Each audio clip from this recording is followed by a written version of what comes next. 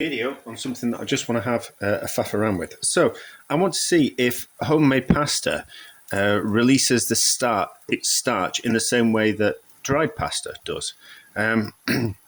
So normally when you make machine-made pasta is pushed through a bronze die. It's like a bronze mold, and it rusts up the outside of the pasta and it improves the way that sauce sticks to it because of this bronze dye.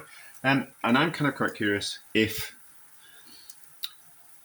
the starch that you use to make the sauce, like cacio e pepe and carbonara, and those cacio e pepe, I wonder if homemade pasta releases starch in the sauce in the same way, just out of curiosity. And then I'm going to do something else as well, but that'll be a bit down the line. So I'm just making some of these. So just a cheap comb, and then just 100 grams of flour and 1 egg, just to make a pasta, rough pasta dough. Knead it for a bit, and then it come out like pasta shapes like that. So once you've rolled it out and rested it, type of thing, they're a little bit rough. You can buy proper pasta boards, but you might as well just buy one of those, 50p. So what I want to do is I don't want to cook it in a vast amount of water into a pan, in a boiling pan of lots of salted water, and then into another pan to finish it off in the sauce. What I'm going to do is I'm going to cook it in a little amount of water. So there's a little amount of water in there. It's probably end up going to overcooking the pasta because of this way that I'm going to cook it. But I'm not really bothered about that. I suppose if I had more time, I would have dried the pasta before we kind of cooked it, and then I would have made it a little bit easier to kind of cook in this way. But that's not the nature of this experiment, and this is certainly not the way that you cook pasta. So just run around a little bit. There is some. I put some fat in the pan, so I put a little bit of lard as well. So if it starts to bubble up, the lard will stop it from foaming. So into there like that. And then I've got some onions, and then we're going to see if we can put a little bit of cheese in and form a sauce that way. And then I also kind of thought what we'll do is we might just, out of curiosity, I think about flavouring pasta. So a friend was kind of struggling once, and all she could really afford was tuna pasta. So a tin of tuna and a cheap packet of spaghetti, and that's what her and her daughter had for dinner. And then they had the same again for the next day. And the daughter was kind of like a little bit mortified that she didn't like it, but that's all they had to eat.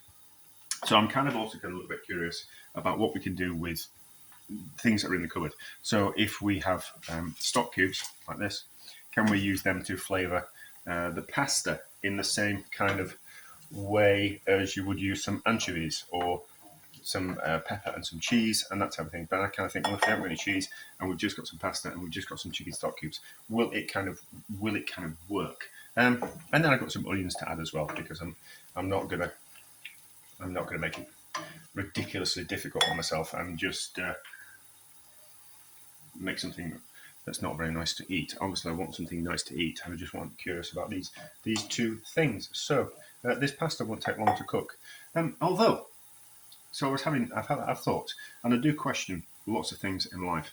I question why we rest pastry. I think resting is the wrong word. I think what we're actually doing is when you leave the pastry to rest, I think what you're actually doing is you're hydrating it, and I think you're allowing the pastry time, the flour, to completely absorb all the liquid, and then it's easier to roll out. I don't actually think you're resting it because you've agitated the gluten in the flour, and you need to let it relax, so the gluten relax, so you can roll it out easier. I don't think, because the way you make pastry, you're not really aggravating the gluten in a way that it would kind of want to become elastic. And then I was thinking about flour. So if you're making a roux sauce, you cook the flour out for 10, 20 minutes, depending on the heat of the pan that you're cooking the flour in. And I found myself kind of thinking, yeah, but when we make pasta, we don't cook the flour out in the same way. So if you're making something like gnocchi, or like a pasta, a fresh pasta will be cooked in 2 or 3 minutes. And I'm thinking that's certainly not enough time to cook the flour flavour out of the pasta. Whereas if you were using that flour to make a sauce, you'd want to. I lost some footage. We've got the end bit, but haven't got the bit in between. So I was rattling on about not really understanding how the flour in a pasta would cook in 2 minutes, but the flour in a sauce takes longer to cook out. But anyway, yeah, so it works. So I'm doing this experiment again. I actually had more pasta, so I rolled it out, and it's slightly dried overnight. It didn't. Starch didn't come out of the pasta to form a sauce, unfortunately, but it did. It did work by having onions and stock cube in, and I decided that what I would do was, if I was to do it again, I would cook the pasta with the onions and the stock cube in the water as it cooks, and then it will kind of form a sauce as it slowly reduces down. And then at the end of the video, there is the bit where we add the cheese to it. But this is slightly, it's been drying for like 24 hours, just on the chopping board, just in the kitchen, not on a wire, not on a rack or anything like that. So it is kind of dried out, so it will take longer to cook. So now the flavour of the stock cube and the onions will impart into the pasta. It'll need to keep topping up as it cooks with a little bit more liquid, and actually we can put that in. That's a little bit of stock that can go in from something else. So we'll just need to keep an eye on it. It'll take a little bit longer for these to cook because they need to rehydrate. But it works, and I'll show you what it looks like when we get to that stage. But we're not at that stage yet.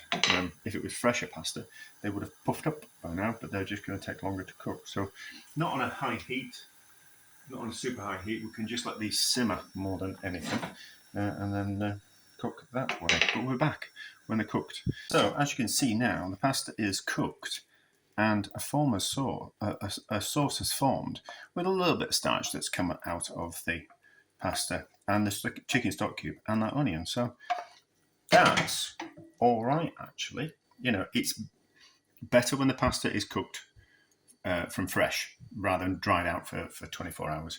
But it certainly works and forms a sauce. Nice and oniony. But it's not just, it's what you've got in the cupboard type of pasta. You know, what can you actually do with an egg, a bit of flour, an onion, and a chicken stock cube powder. Chicken stock cube powder. Chicken stock cube. So there we go. And a bit of pepper. Bit of cheese is better, but at that stage it's not so bad. So I'm sure I've got the bit where I add the cheese at the end of the video, but there we go. Right, let's grate some cheese into this. So it's just cheap stuff from the supermarket. My thoughts on this are it's a young hard cheese, therefore it melts relatively easily and will melt straight into a sauce. So when you're making cacio e pepe, pasta alla Gricia, sometimes if you're using an older harder cheese, you need to mix it into some kind of hot water first to almost make like a slurry to kind of use the to kind of get it melting before you add it to the pan, because sometimes the pan is not hot enough and the pasta is not hot enough to melt the cheese and form the sauce. But if you use a younger hard cheese like this, and this is why these things are cheap, it will be the wrong type of milk to make a Parmesan, but it'll just be an Italian hard cheese. So it will be Italian. It will be a hard cheese, but it won't be very young. And it might be made with cow's milk or a mixture of cow's milk and sheep's milk, and certainly not something like buffalo milk. But it's, for purpose, it's good. It's not like some kind of amazing cheese, but for this, it works well. So just grate straight into the pan.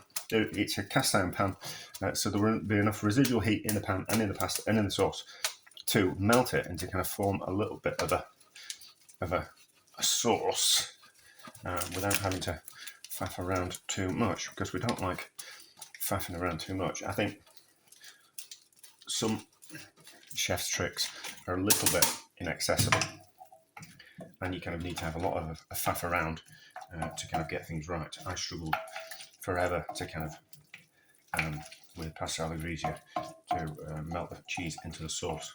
I just didn't kind of quite understand, because I've never worked in an Italian restaurant, and lots of people on the internet don't really kind of explain things in a way that I understand. Not that they don't explain them in a good way, it's just in a way that I don't understand. Because I'm a bit thick at times. So that's worked, hasn't it? That's made like an instant cheesy sauce. Oh, that looks good, does that? That looks good, does that? So you just need to make sure that there's enough liquid when you're doing sauces like this. So the way I understand it is, so if you think about when you're making a cheese sauce is some kind of thickening agent, cheese, a bit of fat, and some kind of liquid. So, but you've got those in there. We've got the starch from the pasta, we've got the cheese that we've added, we've got the liquid, which is the cooking liquid, and then we've got the fat that was the lard or butter or something like that. So you have got the basis of a cheese sauce, but we've just slightly made it in a different way, and that's the kind of way I kind of understand it to make it understandable to myself. But anyway, how's it taste? You know, that's lovely as that. That's lovely as that. If someone made me that for my tea after I've been swimming and so on to make it myself, I would love them forever. So that works. It's answered a few questions. It's delicious. It's a success.